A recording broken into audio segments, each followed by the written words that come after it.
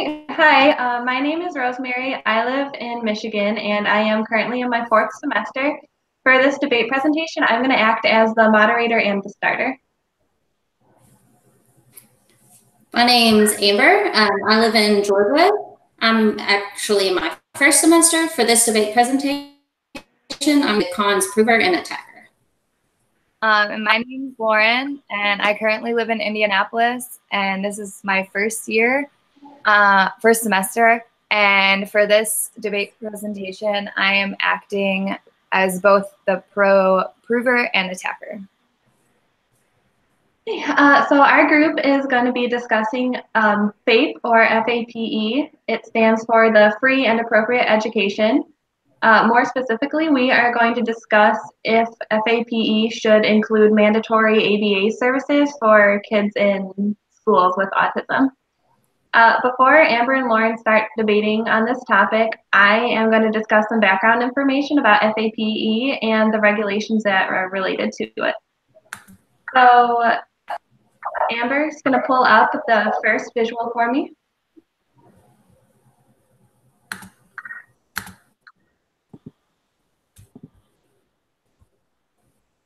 Okay, so Section 504 of the Rehabilitation Act of 1973 was the first civil rights law to be enacted in the U.S. It protected individuals with disabilities, so that could mean any child or adult with a disability. They can't be denied the benefits of or participation in any federally funded programs. That includes schools, jobs, the community. It protects individuals with disabilities from discrimination under these same circumstances. The U.S. Department of Education enforces Section 504 in programs that receive funding from the Education Department. So again, that could be public schools, institutions of higher education like colleges, and any other state or local education institutes. When you look at the visual here, I think it pretty much just covers everything again. Let's see, it's very broad, so it does cover more than just autism. It covers things like dyslexia and ADHD as well. Right, we can go to the second visual. So the Department of Education and Section 504 regulation defines a person with a disability as, and this is a quotation, any person who first has a physical or mental impairment which is substantially limits one or more motor or major life activities and has a record of such an impairment or is regarded as having such an impairment. So if we're looking at the visual again, it says the 504 plans, public K through 12 schools must also provide a 504 plan when a child's disability interferes with the ability to learn. So this is a part of the child's right to a free and appropriate education. So it provides accommodations like extended time on test taking, using a calculator when other students wouldn't be allowed to have one. Again, assistive technology like audiobooks or recorders, and school services like speech therapy or study skills instructions, which would be private tutoring. It also gives the parents rights too. So for example, parents' consent is required for the 504 plan, and the parents have notice of decisions about their child. So when there's a dispute with the public school, parents must be notified and they must be present to handle the dispute. So we're going to go to our third visual now. So FAPE is an individualized program that meets the needs for kids with disabilities.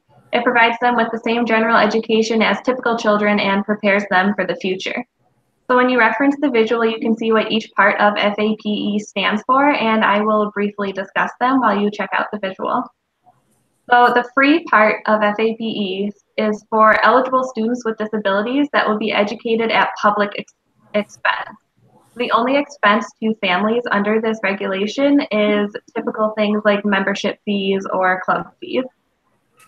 Appropriate stands for that the education provided will be appropriate for the individual child and meet the needs of their IEP. So that's just a part of this program that really individualizes the care to each student to meet their specific needs. The public aspect of this legislation, it says that it will refer to the public school system under which any child with a disability has a right to be educated. And again, that refers to federal funding that generally goes into public education. So the education part says that it must provide to any eligible school-aged child with a disability, and it must meet the needs of their IEP, and it should prepare them for the future. Now we're going to go on to our IEP visual. So this is just a basic overview of what makes up a student's IEP team. You can see that the student, as appropriate, it has the regular education teachers, the school system representatives, transition services, parents, other individuals involved in their care, a person who can interpret and evaluate the results, and special education teachers or providers. Now we will go to our second visual on FAPE. Okay, so this visual has a lot more information, and I will briefly go over everything before going into more detail. So appropriate education can be subjective. Some ideas of what is included under appropriate education includes meeting their unique educational needs, following their IEP, meeting academic and functional needs, and structuring their education to promote the most success possible. Appropriate education also includes the following environments. It can be regular classrooms, classrooms with aids, and special education or related services, which could include speech, occupational therapy, in some cases physical therapy, and these would be in a separate classroom. So looking at the visual, you can see it explains that to provide a free and appropriate education, schools have to create that individualized education program, which is the IEP. It provides educational services that meet your child's specific needs. It provides accommodations and modifications, which we discussed in the terms of, assistive technology, extended test taking time.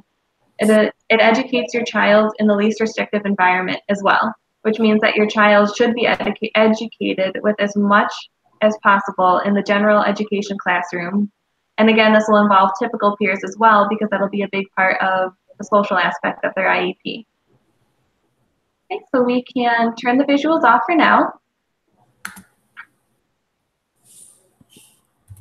So just a couple more remarks on FAPE before we begin our debate. It also requires that educational services are designed to meet the student's educational and individual needs, as well as ensuring they're placed appropriately within the school. ABA is going to be a big part of our debate, since we are debating whether or not there should be mandatory ABA services under FAPE. ABA stands for Applied Behavior Analysis and is an evidence and science-based behavioral intervention for kids with autism. It addresses socially significant behaviors in a variety of environments, such as the home, businesses, and schools, and early intervention is critical to ensure that the most progress is made. The question my group is examining is whether or not ABA services for children with autism in schools should be mandatory under FAPE. So Lauren will debate her side first. She will be providing information about why ABA should be mandatory in schools. And Amber can ask questions, provide counter arguments at any time. And let's see, Lauren, so what are some advantages to FAPE, including mandatory ABA services in schools for kids with autism? Okay, so first, caution is always one of the more important and discussed topics when any bill is talked about getting passed. So to begin, I believe that it would be much cheaper to do special education through a public school as opposed to therapy-based behavior modification like ABA therapy through clinics and that kind of thing. While ABA therapy has the most research and evidence backing it, special education is the choice that many parents choose because it's cheaper for them. Many of the families are lower or middle class, so their only choice is to do special education. If ABA therapy becomes covered, this is a better approach for all families, especially those in the lower and middle class income. If added under FAPE, the government would be required to cover much of the cost so that all children would be able to participate in ABA. therapy in their educational settings, which would help them prepare for later in life. This would also decrease the amount of time that a child or children need to be transferred between school and ABA clinics. If it was one setting where ABA services and special education were provided under one roof, then I believe the cost would definitely decrease. So. One of the concerns with providing ABA in schools tends to be the cost. According to one of the articles I read, child Y model autism programs are rare in public schools. It actually talked about like this increased cost. It can be reported that it can cost up to 20 times more to provide even just like special education services along with ABA. It can cost 20 times more than neurotypical children. With this being said, how would the cost for ABA services be covered within a school setting? Okay, well, if you want to bring up, there's a cost visual. Ready?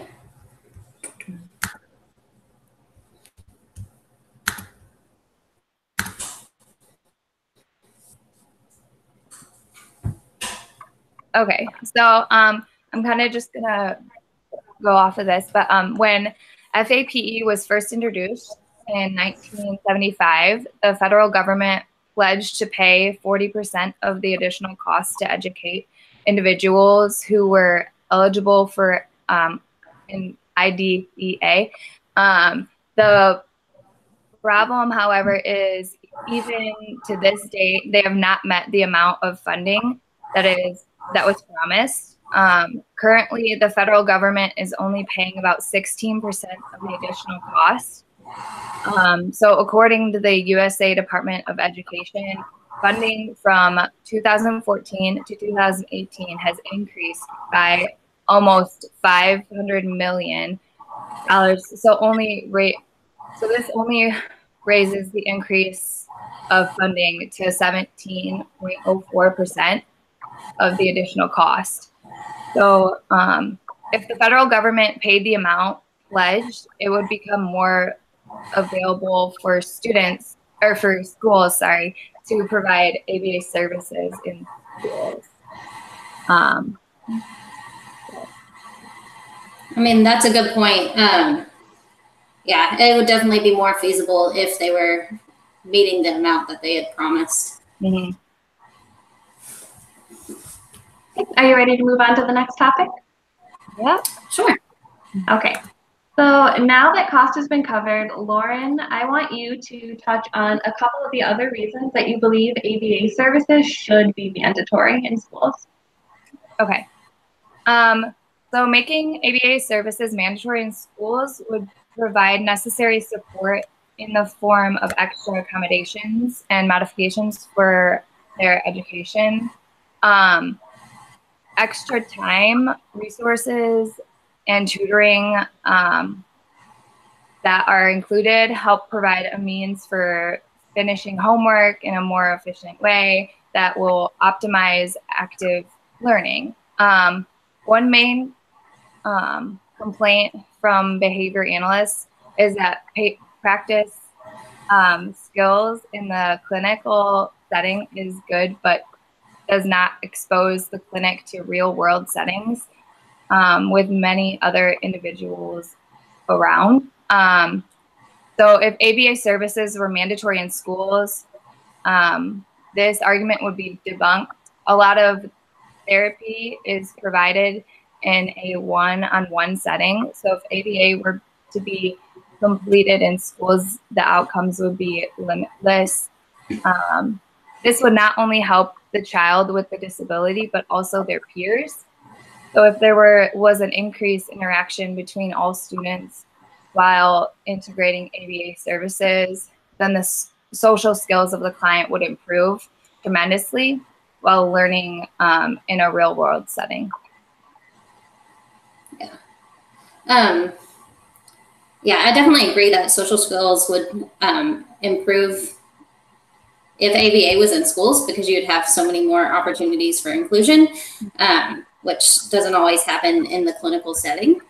But there are some issues that I'm kind of concerned with as far as like the ethical side of things. So according to an article published by the Association for Science and Autism Treatment, many special education teachers who are currently implementing ABA programs in schools are implementing programs that are not in their expertise. If you look at the professional and ethical compliance codes of behavior analysts, this brings into question code 1.02, boundaries of competence. I'm going to pull that up.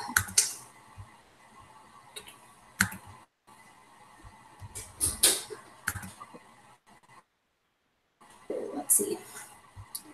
Even though this code pertains to those who BC ABAs and BCBAs, it should be argued that anybody utilizing ABA intervention should be adequately trained and teaching within their competence.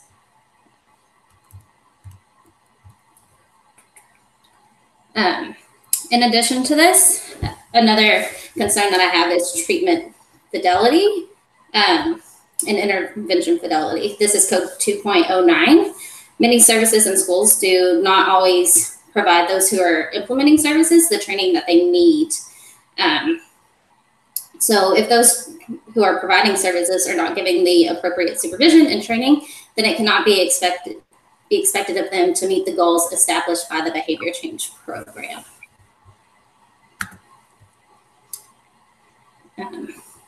If schools are claiming to start providing ABA services in schools, but the BACB guidelines are not met, it can lead to not only a degrade in the reputation for the ABA program, but kind of the whole field of ABA, especially with it being such like a new field. It could be too early to like take that risk. In addition, if programs are not meeting the guidelines, it can lead to potential litigations as well. Some of the litigation issues could be pertaining to that treatment fidelity. This connects back to issues I've mentioned before, such as individuals implementing programs out of their competence and or not provided with adequate training. When interventions are not implemented with fidelity, this can lead to consequences such as a student or staff getting injured, and then interventions just being completely ineffective. When either of those things occur, it can lead to these litigations. Okay. All right, Amber made some really good points regarding the ethical violations. Teachers practicing outside of their area of expertise is definitely a big issue in the field of behavior analysis, and it's continuing to be addressed. All individuals receiving treatment or in need of treatment have that right to receive an effective treatment. So, Lauren, did you have any comments in return for Amber about these ethical violations? Yeah, Amber, I think you have made some good points. If ABA services were to be made mandatory under FAPE, qualified and experienced behavior analysts would need to be hired for this transition. This would be a very exciting change for it if it became covered under FAPE. So I think many therapists would be more than willing to work in educational setting. Moreover, just as ABA therapists in the clinical setting has evolved, I believe it would evolve within an academic institution more and more schools, trainings, and education is required. There would still need to be a hierarchy that made sure that the therapy would be used in an ethical and efficient way. But I believe that the effectiveness of ABA services in the academic setting would only help the reputation of ABA and its therapists. So. Okay, I think you both made really good points. I'd like to move away from the ethical side of things for just a minute and also discuss how demographics play into this argument. So Amber, would you like to start with the demographics issue? Sure. So one of the articles that I read was ethical issues in rural programs for behavior analysts for students with disabilities. Basically, they sent out kind of surveys to behavior BCBAs in urban areas and rural areas. And when those came back in, it just brought up that sometimes ethical violations are more easily to occur in rural areas. And some of these were like exploitative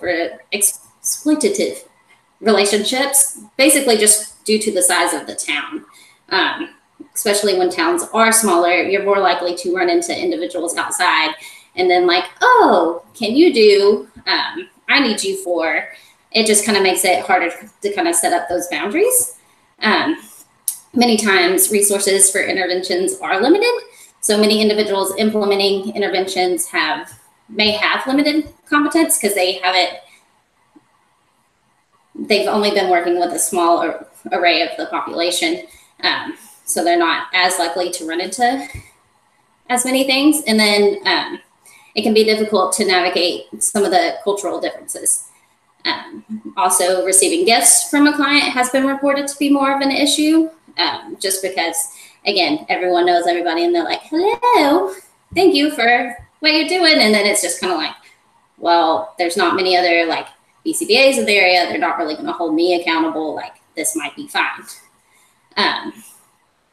But then lastly, in rural areas, it could be easy for individuals to become professionally isolated, causing them to reach burnout because they don't have as much support and other individuals that they can reach out to.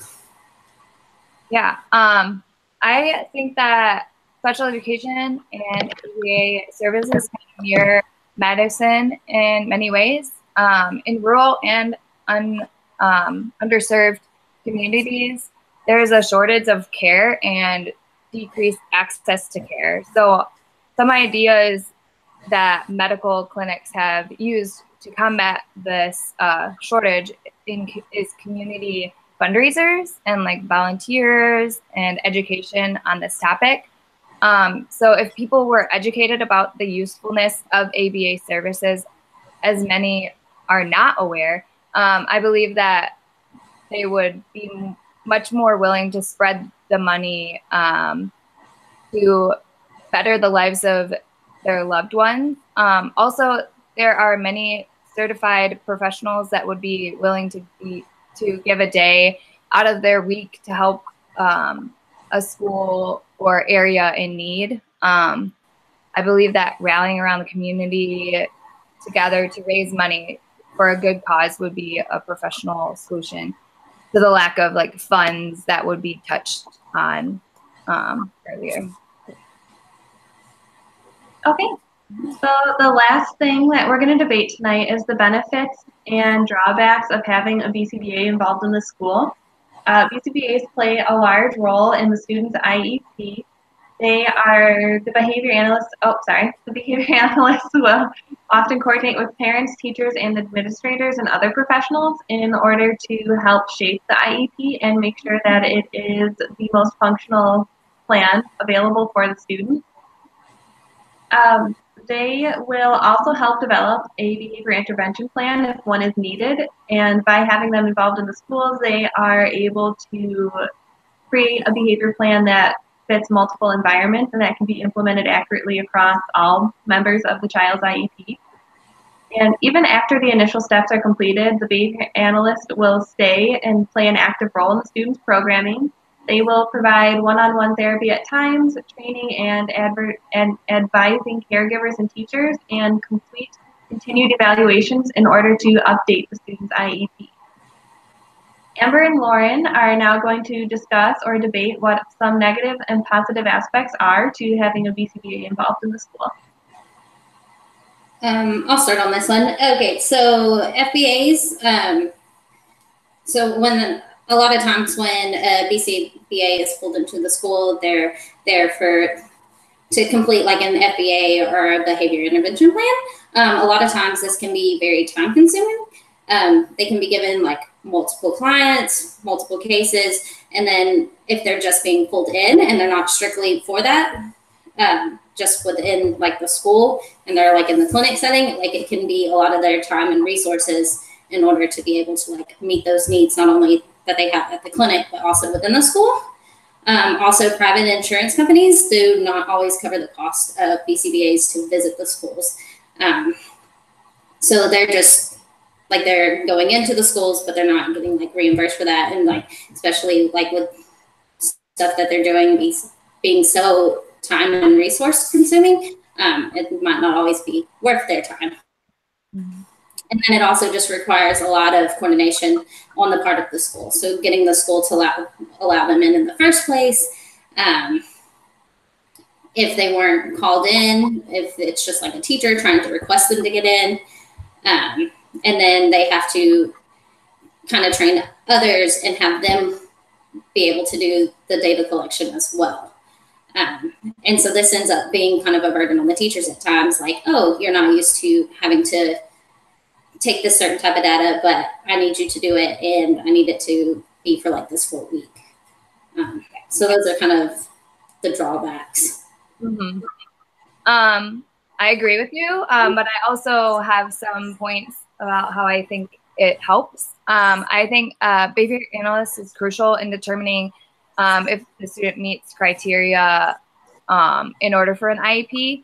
I think that since IDEA requires evaluation to become completed for special education students, behavior analysts often help meet these requirements by completing an FBA, a functional behavior assessment. If an IEP is determined to be appropriate for the student, the behavior analyst will assist with its development. So helping with them determining everything for the student is a big plus. And then they also get to advocate for the students. So under their like behavioral needs and that kind of thing, I think a lot of the times behavior is not necessarily on the forefront for when they're making these IEPs. I think they're more just focused on the educational side of it. And I think the behavior is also very important to look at with making these IEPs and helping these students. So. Okay, so our debate is almost over now, so we're going to discuss our 2 additional questions.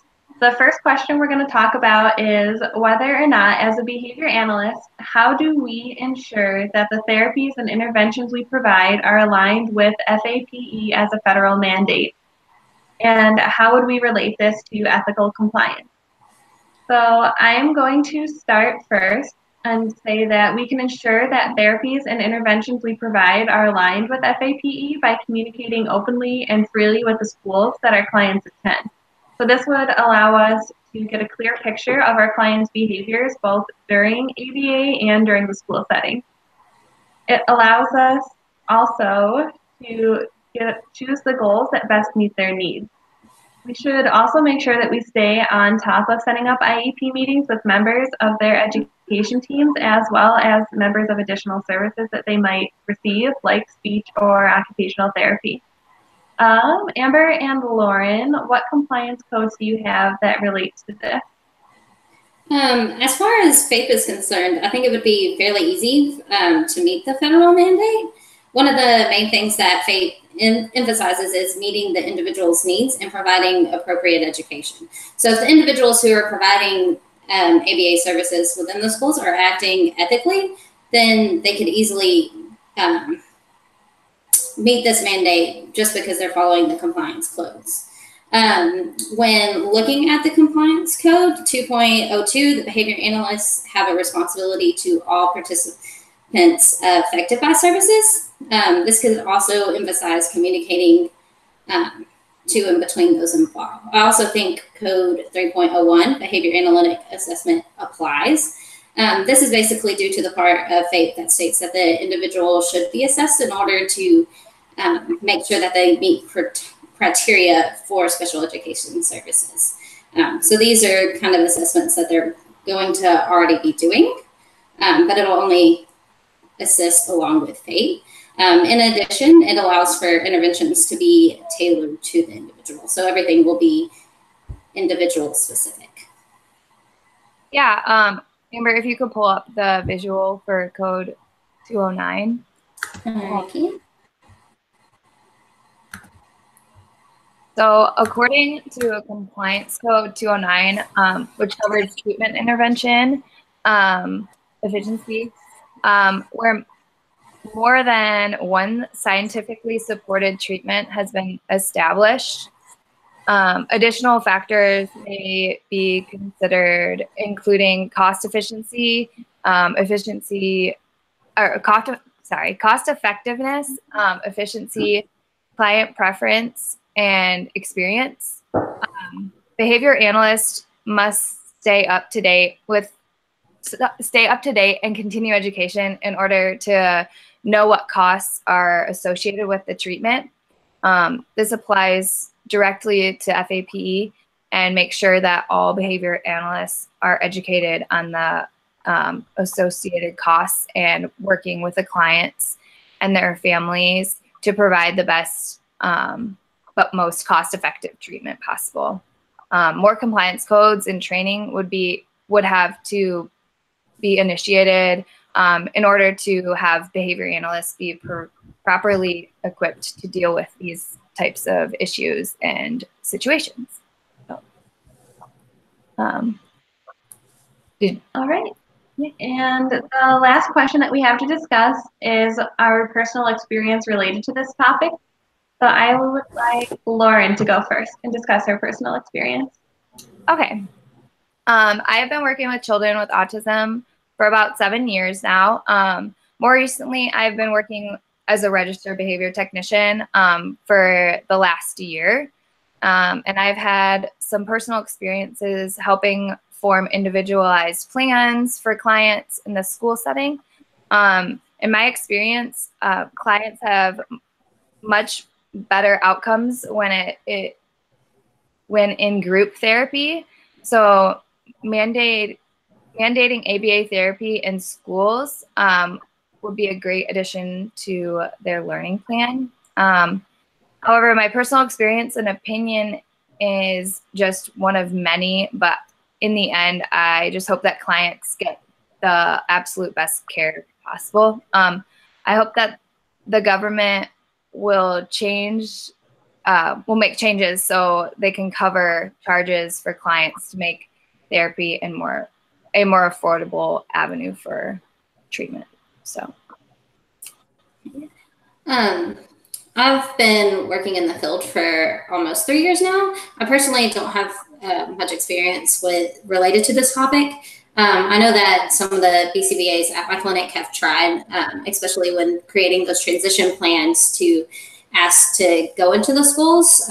So a lot of times, like, they'll request, like, hey, can we come in and specifically be with this child one-on-one for like 1 week or 2 weeks? And a lot of the times, like, this isn't, like, the school doesn't end up allowing it. The most success that we've had is that they've approved BCBA to go in for 1 day for just one specific client. And there's been several attempts for different clients we've seen. And then outside of this, like, they've only participated in like a handful of IEP meetings. And most of the time this was only when it was requested by the parent, and the parent was very adamant, like, hey, I want this person to be in on this meeting. Yeah. I just have something else to add. I agree that I think so. There's a lot of clients in my clinic that I work at right now where they are in school settings, and we as ABA therapists or RBTs get to go with them, but it's not exactly the same as like a BCBA going in. So I think that, like, having them be able to see how they are in schools would benefit for their plans and stuff like that. So, but again, it's more expensive to send a BCBA in than it is to have one of us go in. Yeah. Therapists. Yeah. I definitely agree with you. I've been working with kids with autism for close to 3 years now. I haven't had a lot of experience with the school side of things either, and I also haven't had any experience with the legislation that affects education other than this debate, actually. Um, the most experience that I can say that I've had with this is through my group supervision meetings with the other BCBAs, where they discuss insurance billing and a lot of issues related to school. Our clinic only accepts private insurance. We don't accept Medicaid. So a lot of the times when they want to send a BCBA to the school, it's not covered, and it can cost the parents a lot of money to have the BCBAs go in. While I agree that it is a really good service and it's great for the BCBAs to actually be able to go in and observe the client in the school setting rather than waiting for schools to initiate or reciprocate information with sharing with them. But it's just not reasonable to expect a lot of our parents to afford that on top of the out-of-pocket costs that ABA services already are costing them in the center. Mm-hmm. I think that bringing this topic up, bringing up FAPE at the next BCBA meeting would be a really interesting idea, just to see what they say about it and see what suggestions they would have moving forward with this. Yeah, I agree. Okay, so our debate is done. I'm just going to summarize a little bit about what we talked about before we leave. So hopefully everyone learned a little bit more about FAPE and the pros and cons of having mandatory ABA services. Some of the pros that we talked about were how having ABA and special education in the same environment would reduce costs overall. We also talked about how it could possibly reduce stress related to transitioning between school and services, how it allows for more individualized care and education, and how it might also bring education and ABA closer together in a more collaborative environment, which would be great because that's an issue that we constantly see a lack of collaboration between schools because of the requirements on their half. Another pro was how BCBAs can advocate for their students' needs and help create a more comprehensive IEP if they are more involved in the school. Some of the cons that Amber discussed were how education provided to an individual with autism can already cost up to 20 times more than the cost of education for a neurotypical child. So adding ABA services, mandatory ABA services on top of that would put even more strain on some families if the costs aren't completely covered through their insurance. We also found out that the federal government still isn't fully covering the amount that they promised to. Another issue that Amber brought up with this is the codes 1.02, the boundaries of competence, and 2.09, receiving effective treatment. Our kids have a right to receive the most effective treatment possible, and by having a mandatory ABA in schools, our teachers and individuals involved might not be trained as efficiently as technicians are. Training is going to cost additional money. Schools might not want to provide that money. Insurance companies might be unwilling to provide that money. So there's a lot of issues related to cost and effectiveness of training and staff who would be implementing ABA services. Interventions, again, might not be implemented with fidelity, and this can lead to a lot of consequences, such as injury to the staff or students, and depending on how severe some of the behaviors might become. BCBAs in schools are also very expensive, again, depending on the insurance companies and what they'll provide for the families. And functional behavior analyses are very time consuming and require a lot of expertise to implement. So that is our presentation, and I hope everyone was able to learn a little bit about FAPE.